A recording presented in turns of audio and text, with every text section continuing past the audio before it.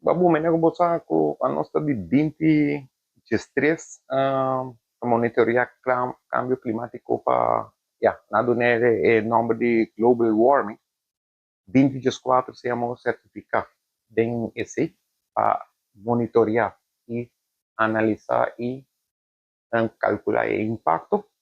Nós estamos na 2026, antes ainda não está querendo um cambio climatológico, e agora nós começamos a que efeito não donando uma impressão abnormal, que provavelmente entre 2 e 6.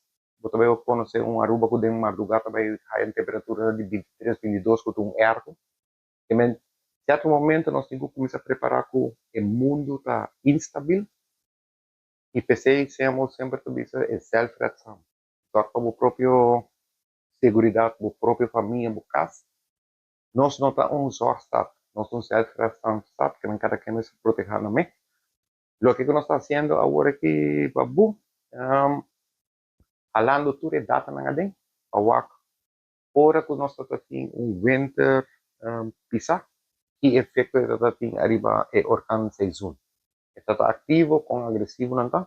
Apesar que últimos 7 anos damos indicação assim que categoria 1 já praticamente não está parte de dia, mas tu está virando 2, 3, 4, 5, 27. Hasta ela passa a escala de 5 com a já. Nós temos começar a parte de categoria 6 com 7 ou de orcan. E o que te queda nós é preparar o pueblo, preparar material, preparar nossa capacidade e mejor nós preparar e nunca fazer uso de dia com dia nós fazer uso de dia e nós não